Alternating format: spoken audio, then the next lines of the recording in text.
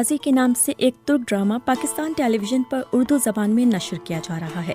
لیکن اردو زبان میں ڈبنگ سے قبل ہی یہ ڈرامہ پاکستان میں اس حد تک مقبول ہو چکا تھا کہ اس کے مداحوں میں وزیر اعظم عمران خان کو بھی گنا جاتا ہے۔ عثمانی روایات کے مطابق ارطغرل سلطنت عثمانیہ کے بانی عثمان اول کے والد تھے۔ اس کے علاوہ ان کے بارے میں حقائق پر مبنی معلومات نہ ہونے کے برابر ہیں۔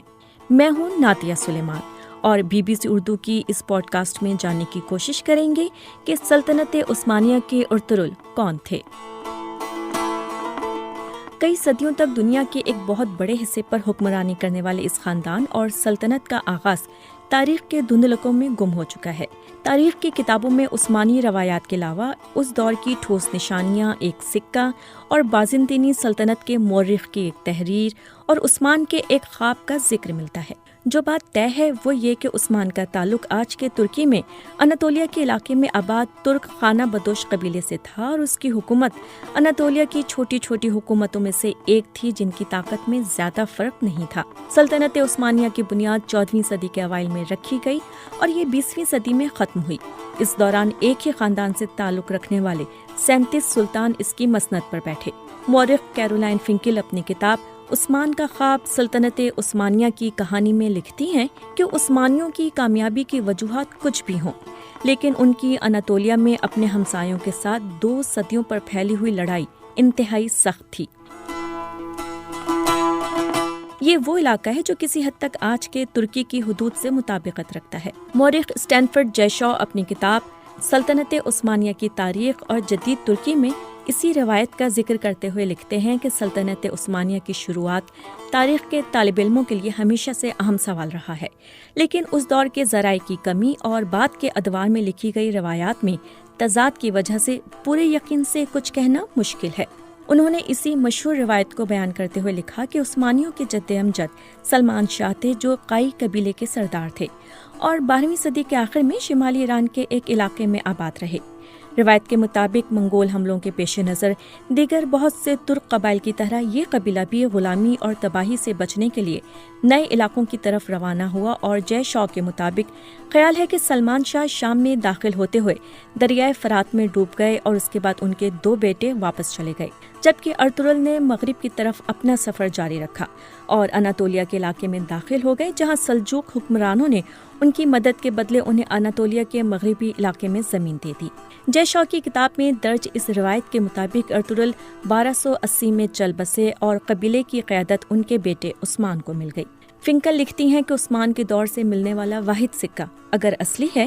تو اس سے ثابت ہوتا ہے کہ ارطغرل یقیناً تاریخی شخصیت تھے۔ اس سکے پر جاری کردہ برائے عثمان ولد ارطغرل درج ہے۔ فنکل مزید لکھتی ہیں کہ عثمان کا اپنے نام پر سکہ جاری کرنا ثابت کرتا ہے کہ وہ اس وقت صرف ایک قبائلی سردار نہیں تھے، بلکہ اناطولیہ میں اپنے آپ کو سلجوق منگول سلطنت کے سائے سے باہر ایک خود مختار امیر سمجھنا شروع ہو چکے تھے۔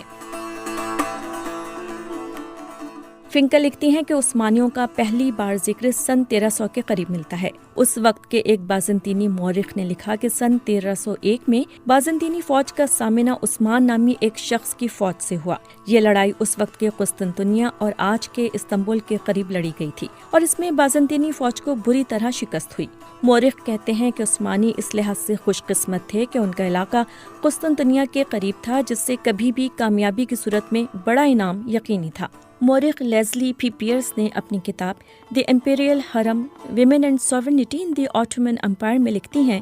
کہ سلطنت عثمانیہ کے آغاز کے بارے میں سب سے زیادہ سنی جانے والی روایت کے مطابق عثمان نے اپنی ابتدائی کامیابیوں کے بعد ایک خواب دیکھا تھا۔ اس خواب میں انہوں نے دیکھا کہ ایک درویش شیخ ادیبالی کے سینے سے چاند نمودار ہوتا ہے اور ان کے اپنے سینے میں داخل ہو جاتا ہے۔ اس کے ساتھ ہی اس پیٹ سے ایک بہت بڑا درخت نکلتا ہے جس کا سایہ پوری دنیا پر چھا جاتا ہے۔ اس درخت کی شاخوں کے نیچے چشمے بہتے ہیں جن سے لوگ پانی پیتے ہیں اور کھیت سیراب ہوتے ہیں۔ عثمان نے جب شیخ ادیبالی سے تعبیر پوچھی تو انہوں نے کہا کہ خدا نے عثمان اور ان کی اولاد کو دنیا کی حکمرانی کے لیے چن لیا ہے، اور انہوں نے کہا کہ ان کے سینے سے نکل کر عثمان کے سینے میں داخل ہونے والا چاند ان کی بیٹی ہے، اور اس خواب کے بعد عثمان کی وہ اہلیہ بن گئی۔ فنکل لکھتی ہیں کہ ابتدائی عثمانی سلطانوں کو اپنے آغاز کی تاریخ معلوم کرنے سے زیادہ دلچسپی دوسروں پر حکومت کے اپنے حق کو ثابت کرنے میں تھی، اور ان کے نزدیک ان کی سلطنت کا آغاز ایک خواب سے ہوا تھا جو عثمان نے ایک بزرگ درویش کے گھر میں قیام کے دوران دیکھا تھا۔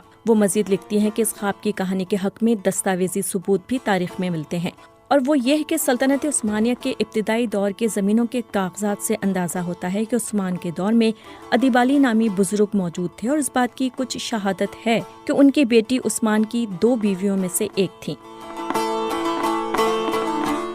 کیرولائن فنکل لکھتے ہیں کہ جس اناطولیہ میں یہ ترک قبائل پہنچے تھے وہاں بہت عرصے سے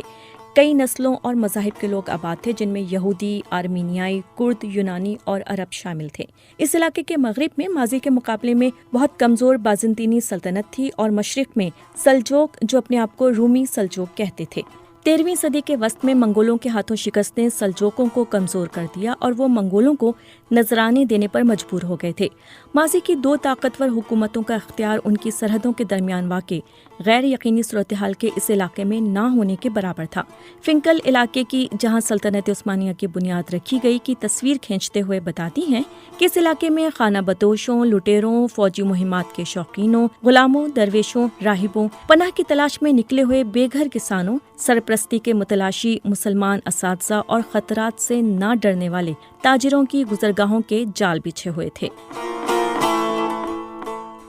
فنکل لکھتی ہیں کہ اس بد انتظامی والے علاقے کی خاص بات مسلمان درویشوں کی موجودگی تھی۔ مسیحی راہبوں کی طرح وہ بھی ہر وقت سفر میں رہتے یا پھر اپنے پیروکاروں کے درمیان قیام کرتے، اور ان کی زندگی روایات کا حصہ بن گئیں۔ اسٹینفرڈ جے شا اپنی کتاب میں لکھتے ہیں کہ ترک خانہ بدوش جب اناطولیہ آئے تو صوفی بزرگ بھی ان کے ساتھ ہی آ گئے، جس پر طاقتور سلجوق حکمرانوں کو کوئی اعتراض نہیں تھا، کیونکہ وہ ان صوفیوں کی لوگوں میں مقبولیت کی وجہ سے اپنے علاقوں سے نکل جانے پر خوش تھے۔ جے شا مزید لکھتے ہیں کہ اس عمل میں کچھ مسیحی ہلاک اور اپنا علاقہ چھوڑ کر جانے پر مجبور ہوئے، لیکن زیادہ تر اپنی جگہ پر رہے۔ کچھ نے اسلام بھی قبول کیا۔ کچھ ترک صوفی سلسلے مسیحی مذہبی مقامات میں بھی داخل ہوئے، جہاں مسیحی اور مسلمان ساتھ ساتھ ایک ہی جگہ پر عبادت کرتے نظر آتے تھے۔